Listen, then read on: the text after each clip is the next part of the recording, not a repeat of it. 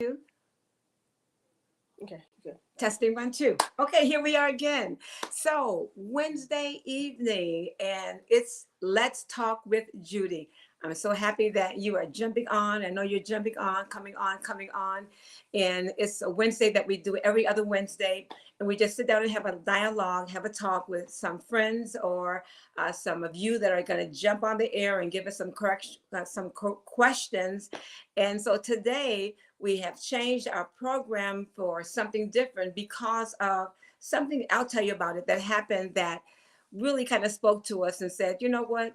Let's talk about something that's pertinent, something that's real in real time right now. And we decided to save that for another time and to come on with this topic here. And the topic now is when loss hits home. Yeah, I'm going to say it again. When loss hits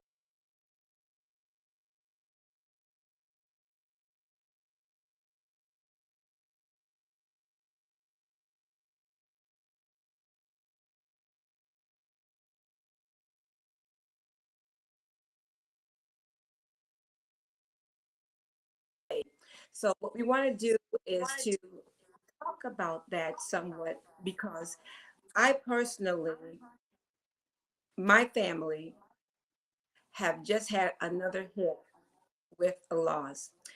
I'll say this real quick. It wasn't with an immediate family member, but it was a family friend. I'm presently at my home in South Dakota, Sioux Falls, South Dakota, where I came back. One of my family friends, dear, dear sister, who came all the way from Buffalo, New York, to be with me here, her and her family, husband and kids, to help us to do ministry here. And just over the weekend, she's transitioned home. We were almost around the same age. She considered herself my chocolate sister. She made that well known when I was coming up.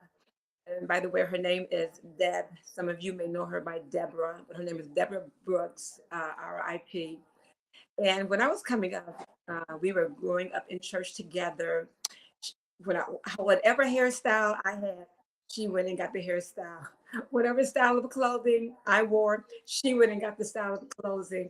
So we were always close, always tight. Sung together, taught together.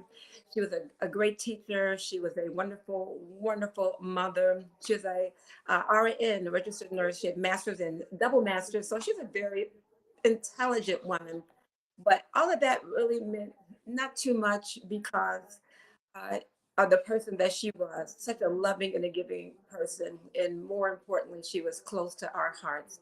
So tonight, I specifically asked two other persons to come on with me live through video, a camera, and to also talk about the loss that's in their family. One being one family member of mine, many of you know, uh, no other than Lady Bowman, Kathy Bowman, my dear sister, all the way from Buffalo, New York. And let me say this: she is my older sister. I'm the youngest, so she's a wonderful mother with her children, Chrissy, uh, Jason, Carla, and James, and have many grandchildren. She's a pastor's wife, but she's my dear sister, and our family have lost in the last couple of years, and we'll talk about that. And I'll just say, just an immediate sister, our older sister, we transitioned, and then our dear brother, close to me, he transitioned in March, all within a year's time. Uh, but before that, or in the midst of that, we had about 8 family members that we lost or transitioned, and not an easy thing. So I asked her to come on and be with us, and she so graciously is going to share with us too. And then one more person who worked very close with me in South Dakota and Sioux Falls, and this is Mrs. Mina Young, and she's here because I will say to you, just over a year ago, that her mother, who lives in Ghana, transitioned, went home to be with the Lord. And Mina was a saint. She was a hero. I watched her, although she's here in the States with us, but her mother's in Ghana. And I was there when this was happening. And she stood by her mother's bedside day after day. When I say stood by her bedside, I mean literally by her bedside, watching her take her last steps, her last breath, and leaving this world to go to her home. Such a strong young woman, and I just admired her so much for being that person. And that wasn't tough that she went through. So what better persons to talk about how loss hits home than those that have experienced it? And so, with that, I want to introduce to you Lady Kathy Bowman and also Mina. And I'm just going to open up the floor today. And again, thank you for being here. Let me see if I can see anyone that's on. Let's see, you're coming on. God bless you, Pastor Craig Pridgeon, our dear family member.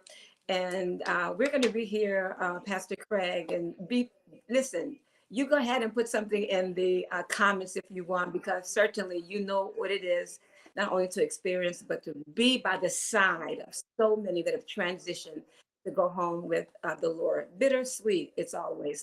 So let's just open this up.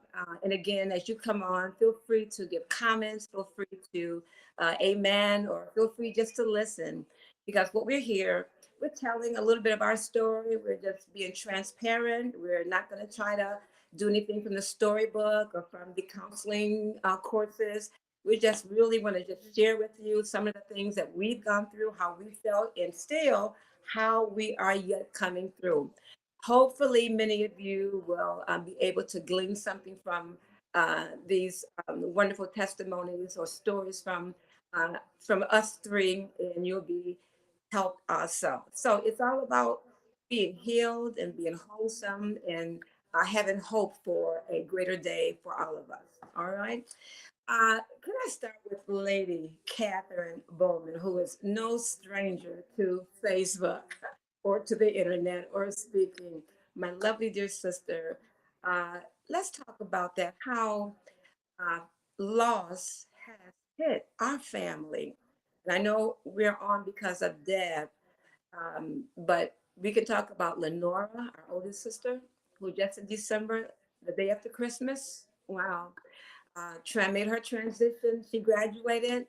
We can talk about our dear, beloved brother, Gerald, who transitioned in March of last year. And certainly we missed the both of them. And then we can go on our aunt, our uncles, our cousins. We can go on and on. But I'm going to let you say something about maybe, Kathy, how you felt or how the impact of it was initially. What were your feelings? What were your emotions? Because whenever you're dealing with these kind of situations, it's real emotional. I don't care what nobody says. If you have a heart, it's going to be emotional.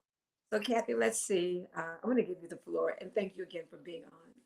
Thank you, my sister Judy. Just so happy to be here to share with you. And to tell you the truth, I've just in my experiences, I have found that grief is just it has so many forms. It You could be grieving over a loved one. Some people have grieved over uh, death of a loved one, divorce, losing a job, some type of chronic illness. So grief is real.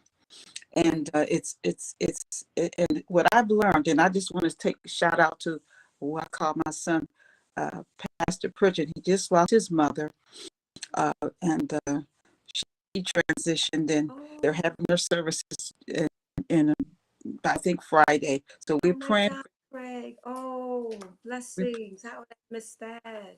Yes, and he's so to us. My whole family just loves him, and so it's hurt. If I literally feel the pain for him, and I can say that because I've experienced the pain, so I know what it is to lose a loved one. And friends, as you said, Judy, with Deborah Ann, Yeah. was like a sister to us because they came when our dad was the pastor of the church. So we more or less grew up with them. They came from right out there, what we call in the street. Their family came in, their mama got saved and joined the Yeah. church, and they was the rowdy bunch, but they watched us and refined themselves just by watching the pastor's kids, and we all became very close for Yeah, years. that's true. And they loved us so much, and we loved them so much. Judy, when you transferred and went out there to Sioux Falls with Dad, they followed. I mean, that's Mhm. how loyal they were to us and how they wanted to stay close to us. So when we heard of her leaving, it's I can't even explain it, but it's so very, grievous to us. But even losing my sister, I spent a lot of time with her. And she kept warning me, Judy. She said, Kathy, I'm not going to be here. I said, yes, you are. Stop saying that. And when it happened, I was in total shock. She died right after, was it the day before Christmas? The day after The day Christmas. after Yeah. Christmas. I just wasn't expecting it. But that's this COVID situation. It has taken out so many friends and so many loved ones. Unbelievable. But Yeah. she had the COVID, but she got it, she got okay. They sent her home and said she's good. And but after she got home, that situation with the COVID, it did something to some other organs in her body, and she left us. She wasn't home 2 days, Judy, and gone. Shocked. I was in shock when they called me and said she's gone. I just couldn't believe it. So I understand uh, the, the sadness and the grief and so what I had to do, even as they've been gone a year, Judy, a little over a year, Yeah. I had to literally find courage. That's the key Mm. word. Courage to face grief. And that's what I would encourage you all to do, because sometimes it doesn't seem fair. Sometimes you sometimes you say, how come it didn't keep it? God didn't let that one over there die. The one that's giving everybody so messy and giving everybody so much trouble, the crazy one over there. No, sometimes he'll have his own, his the way he plans. And sometimes it's the very one that could be so dear to you. So Yes. you have to take courage, and that's what I found out. Because even now I can sit here. I just told my husband today, I was looking through the Facebook and I saw Lenore, my sister. I saw her. I cannot take her off Facebook. I can't do it, Judy. I refuse, because like if I take her off Facebook, I let her go. So I hold on for her, just seeing her name on Facebook. And I was just explaining that to my husband today. I said I can't even take her off Facebook. So you periodically you get these emotional tears and cries and sadness, and that's where you have to take courage, and that's Yeah. the only word I can think of right now. You have to take courage, and the courage will give you the power to deal with whatever you're facing. It could be danger, could be fear, could be pain, it could be something that you're trying to get over. But that's what we need. We have to learn how to take courage in the midst of these things. It's not that it's going to totally go away. Oh, it'll come back and visit you. I mean, my mother's been gone. How many years has mom been gone, Judy? Yeah. And I still get a tear thinking about my mama. Or sometimes I see Judy and something she says or do, it reminds me of my mother. I go, oh, mama. And you have those days. So I want Yeah. to, just encourage you to learn how to learn that word courage. Judy, can I just give a real quick scripture? Um, Yeah. Please. and so Yes. so what you have to do when you take courage, that's that scripture in Philippians 3:14 and 15. It says simply, I press towards the mark for the Mm. prize of the high calling of God in Christ Jesus. Mhm. And it goes on to say in the 15th, so let us therefore, many as be perfect, be thus minded.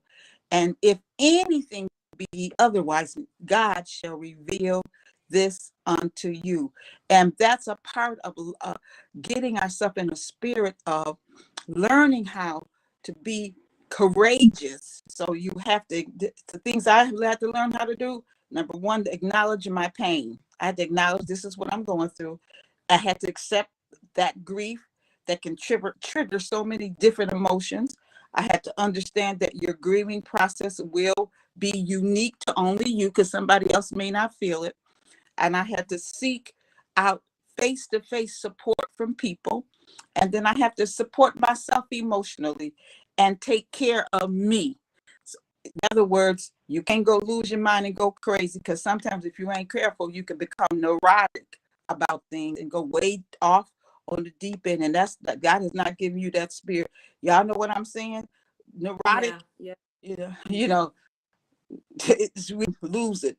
And that's where you go off with tangents and all kind of craziness, mental illness, physical illness, spiritual illness, all kind of things that can just come from being neurotic. So be careful of that, and it could take you off into the deep end. So condition yourself to be courageous. Kathy, so true. And one of the things I want to land back on that you talked about is that we all know that crying is natural. I mean, that's why we have tear ducts. It's a part of the grieving process. Grieving has a progress. I learned that in counseling. And it's a cycle, I should say. It's a cycle. And I'm looking at our dear, your son, my nephew, uh, who's a prominent pastor of New York that just lost his mother, and he's on tonight. And one of the comments that Pastor Craig says, I'm still. I almost like to say I'm still crying. I didn't believe that I still can cry. It's just continually. And what I would say to you that are listening, that especially when it's fresh, you just cry all you want. You just cry, just cry. Just have yourself a good crying time like we did. It makes us feel better, but it's natural. And the love, especially your mother, Craig, we understand that. And then some of you also, I see my dear friend Kelly, she's on, and she talked about how she lost her father, I believe it was, and then Minister Eva, I did hear about you losing some of your family members. So we want to say to you that are on, we can say we feel you. We may not can know the extent of your pain, and nobody knows the extent of anybody's pain or grief, Yes. but it's a real thing, Kathy.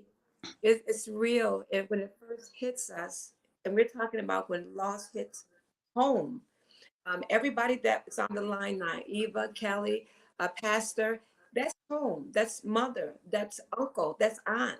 That's father, and it's different than just a friend, but when it hits home, it's real deep. And it's that one that we grew up with, one that we've known for years, one that's a part of our DNA. And so there's a lot of things that we can think about that's real close to us.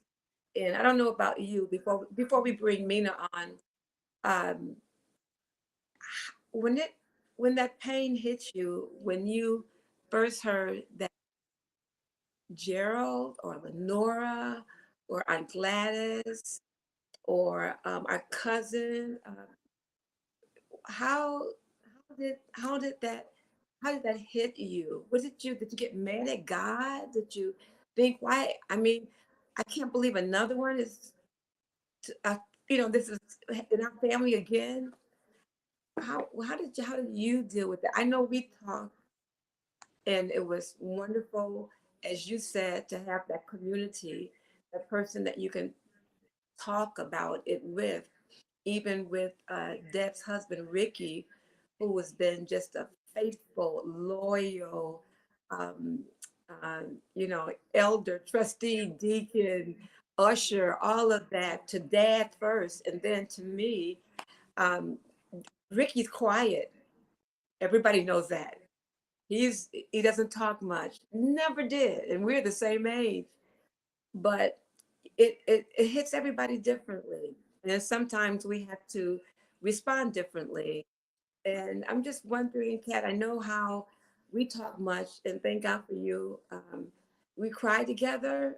We can little things that we can think about or that just come up. It just reminds us of mom or dad or Lenora. How do you, besides taking courage, tell me how did that hit you? How did it affect you? No, your body or I'm gonna stop talking. What about what you think about it? Well, in particular, with my brother, who Bishop Glenn passed away, that hit me because I didn't expect him to leave us. He was doing Yeah. very well with a big, successful mega church there in Richmond, Virginia. A beautiful family, great things happening. He was a bishop in the Kojic church. Great things happening for him. And his whole family actually caught COVID. All of them was catching it one by one. And he and his wife was in the hospital. And then she got out. And then he took a little longer. And we were just anticipating and waiting patiently for him to, to get the call, Bishop's home. And instead, we got a call that he left us. Judy, that slapped me so hard in the face. I'm being honest. I really looked at God like, now, see, And Bishop Glenn is younger than me. He's not, so it's like, Yeah. so that I really had to really ask God to help me with that one because it hit me not only emotionally, but intellectually. It hit my soul realm because I couldn't quite, what in the world, you know, that type of thing. I just didn't think God would do that. And that's why God has his own plan and we don't know his plan. You don't know, and even the Right. individual that's leaving that God decided to take, they have their own unique personal relationship with God where God will deal with them as well. We don't know Right. everything. You know what I'm saying? Right. I don't know if he talked to God. I don't know what happened. All I know, Judy, it hit me and it took me days. And I'm going to tell you another thing that I had to do in front of my husband. He's really good with this. He's he has a way of coping and the same word. I'm gonna use the same word. He has that way of building himself up to help others. And I have that, but with my brother, he had to literally, y'all, help me.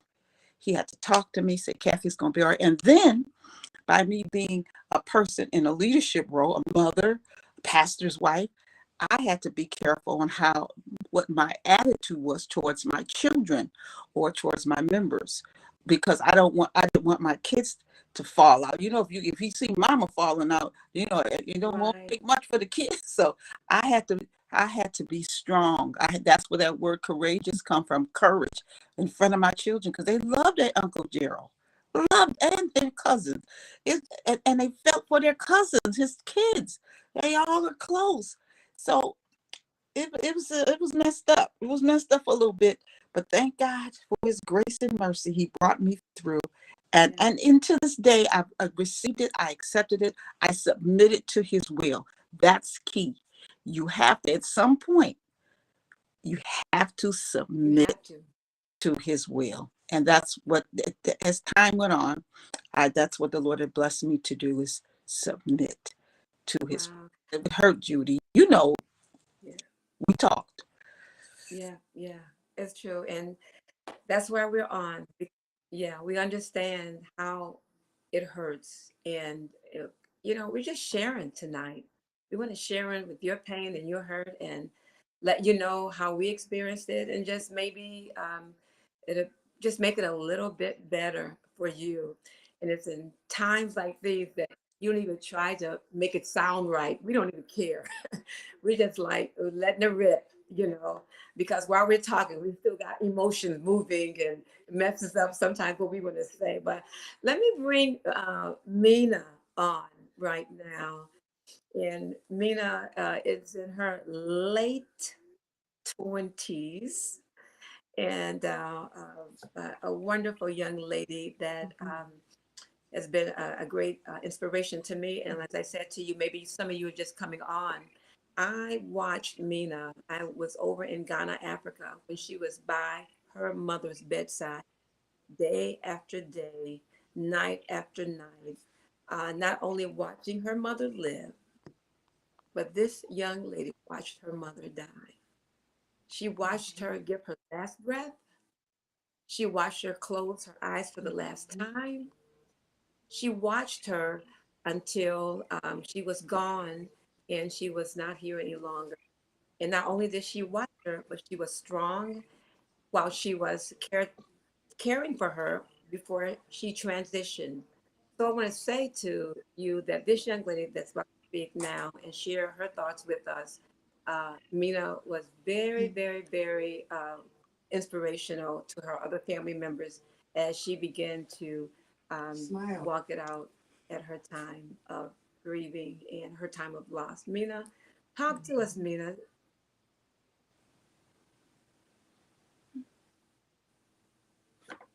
Can you hear us? Yes, I never really fully. Yes, I can hear you. Can you hear me? I can hear you now. Yes.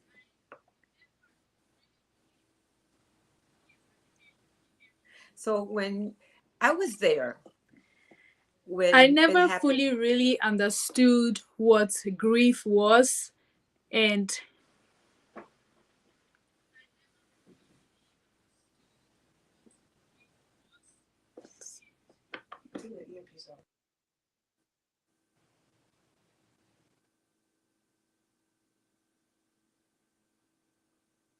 you're right.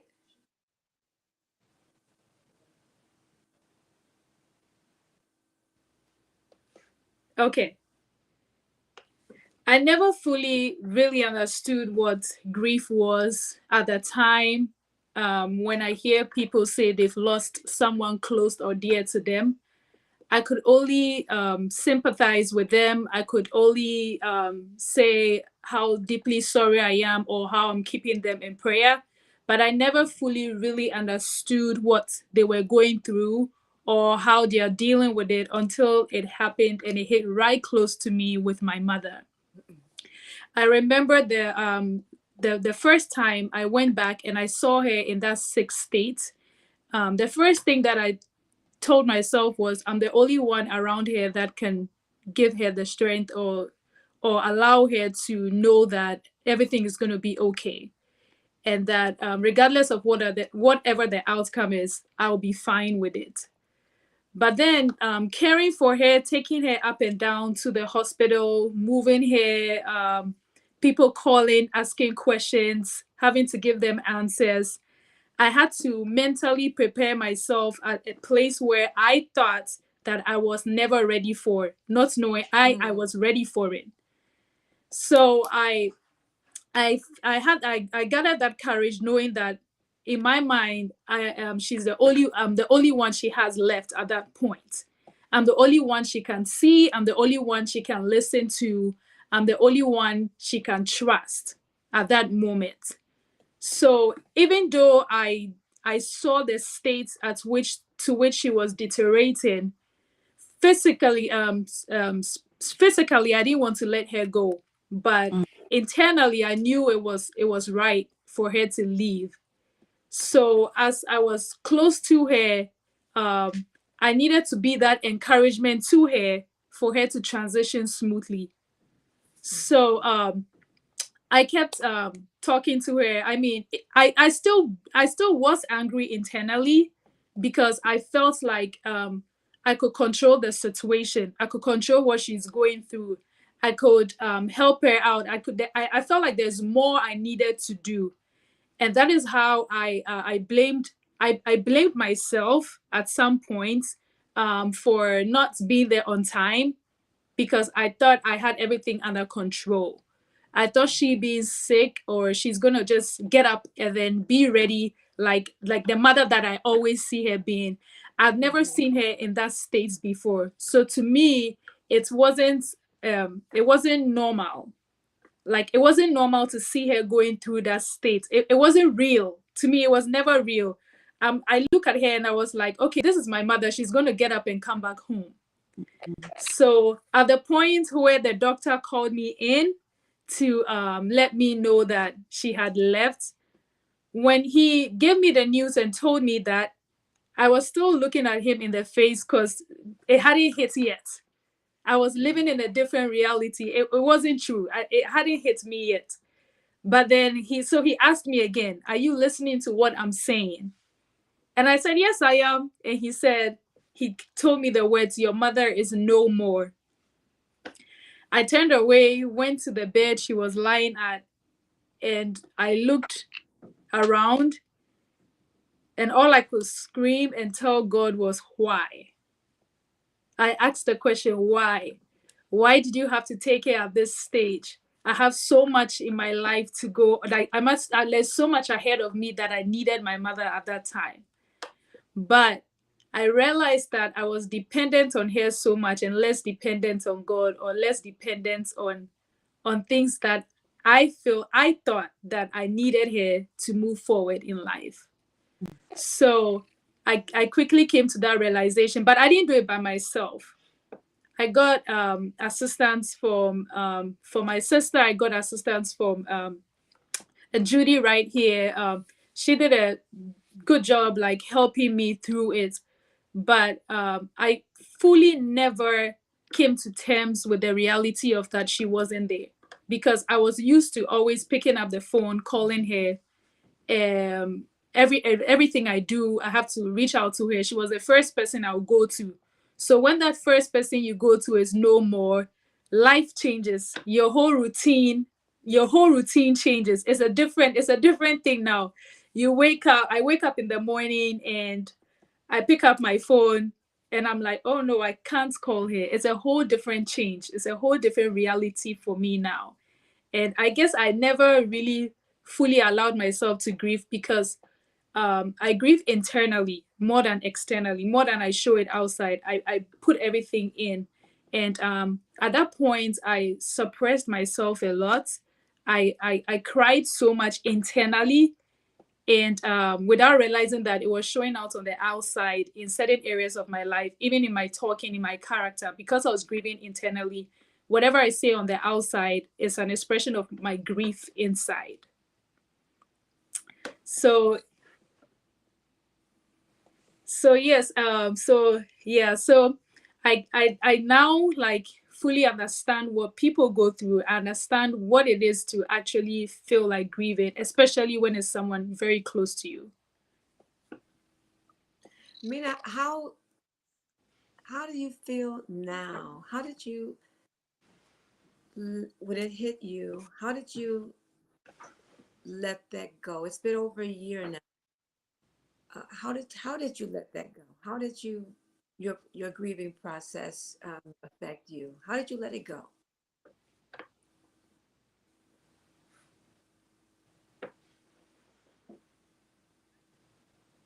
Can you hear me? For me, it was a slow and gradual process. I didn't speed it up. It was slow and steady. I first accepted that this was it. I first had to accept that this was the situation. I later on, I wasn't someone who could talk about things.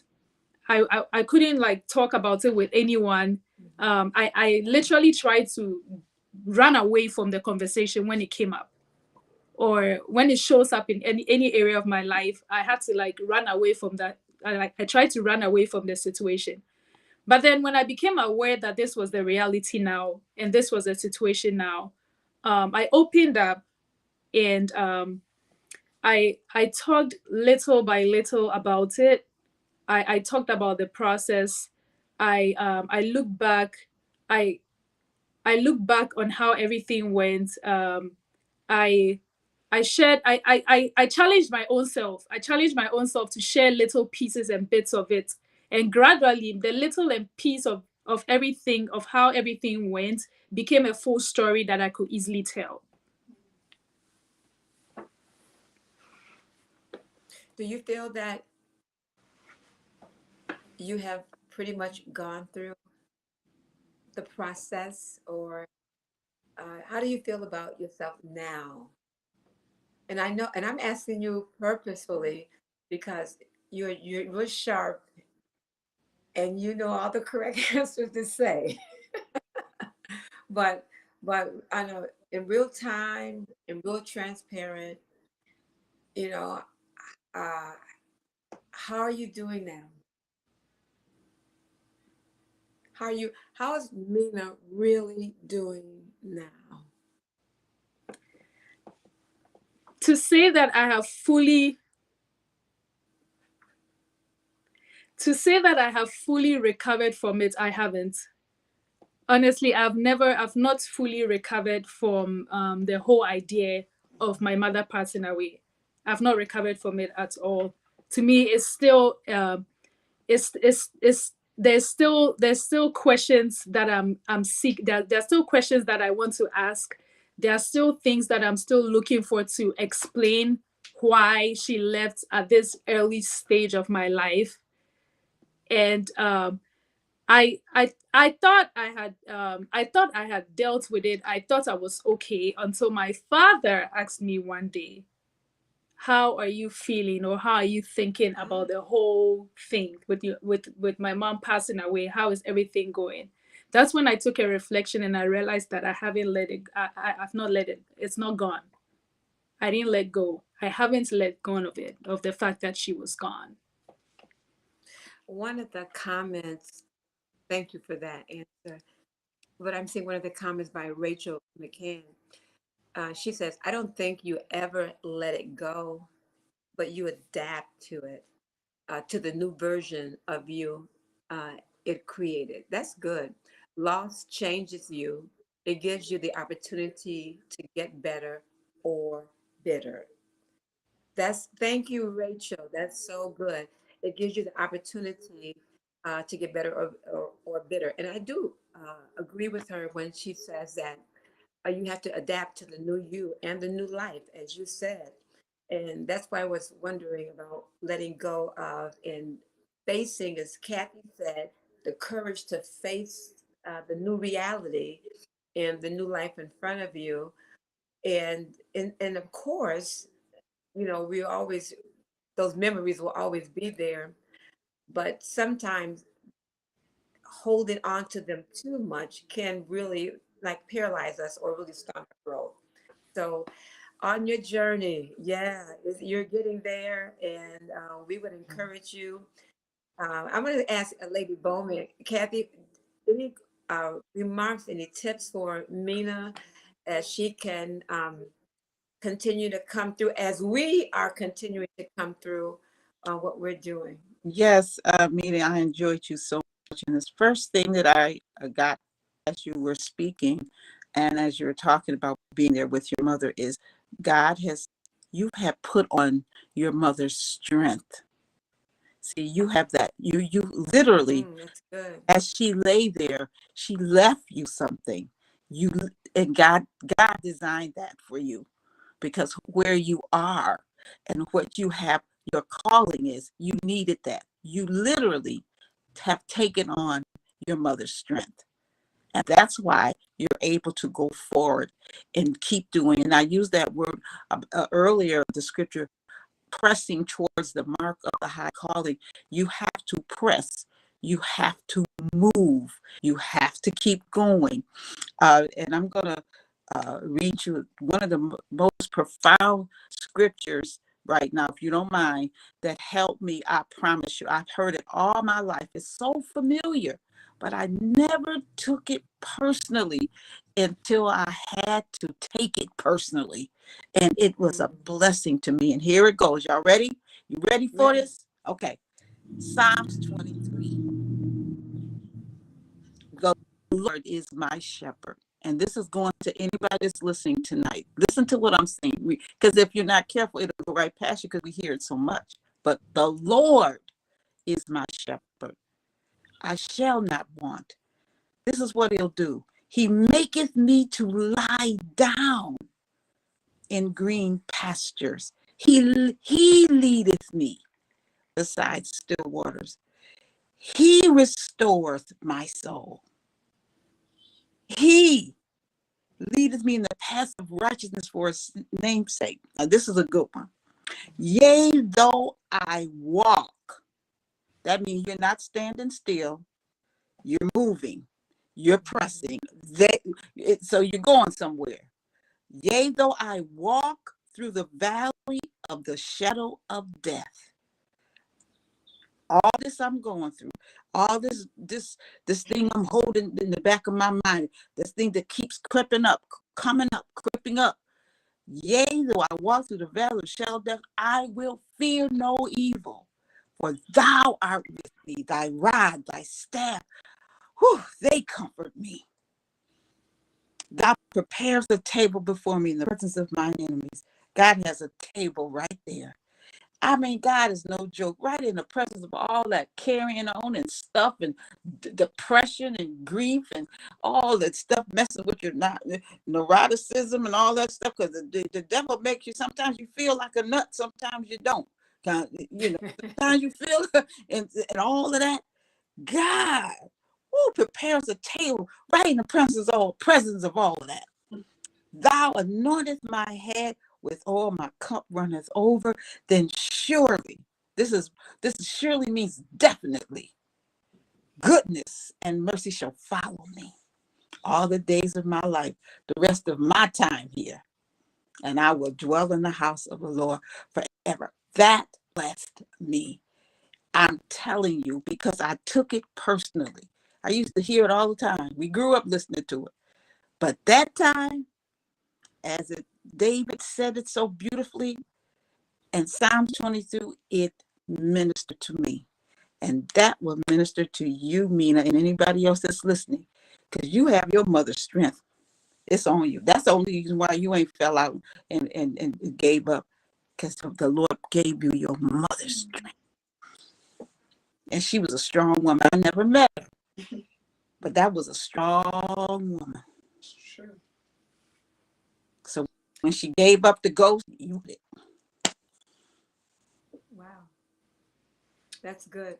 Kathy, Lady Bowman, that's good. Uh, that part of the psalm that says, "Yea, though I walk through," There.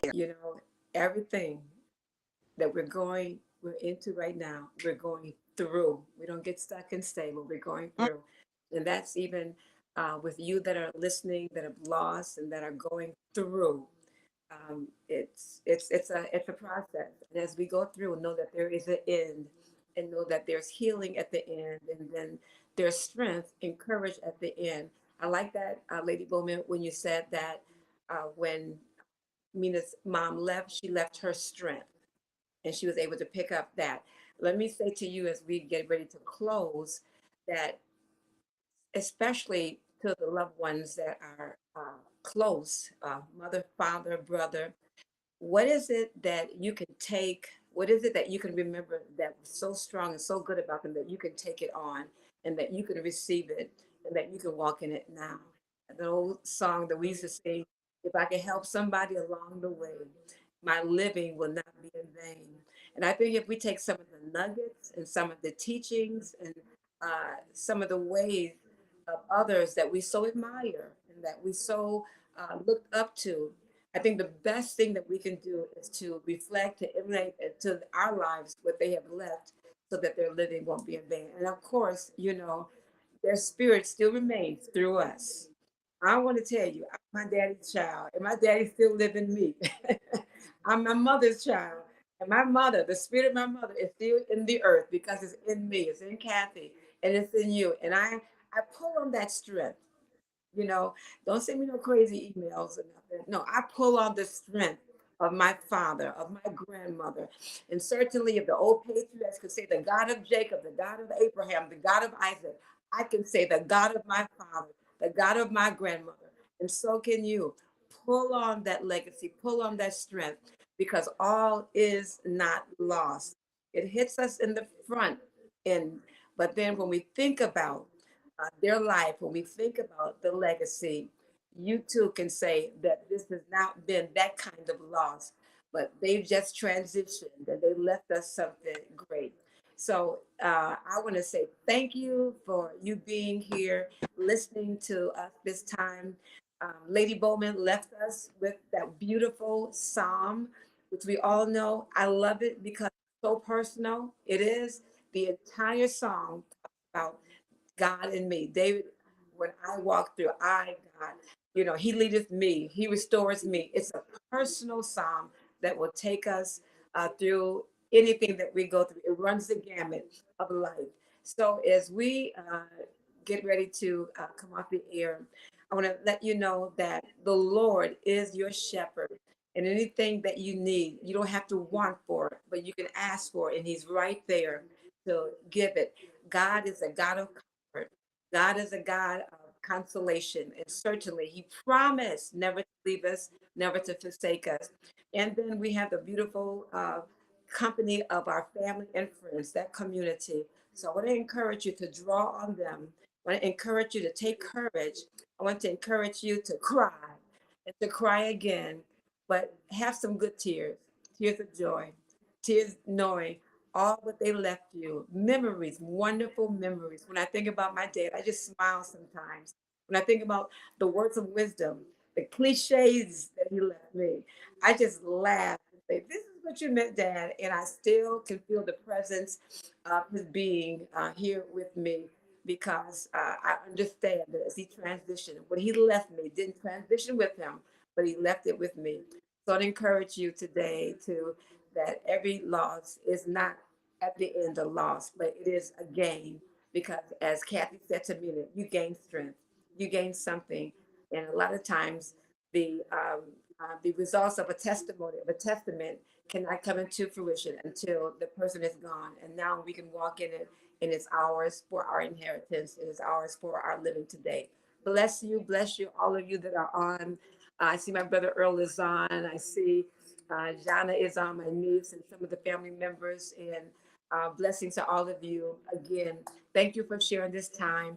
Don't forget to be with me on next Wednesday. We'll be doing a wonderful webinar, and you're going to be blessed by that also. So stay safe, stay encouraged, keep looking up, and stay alive. See you on the next time.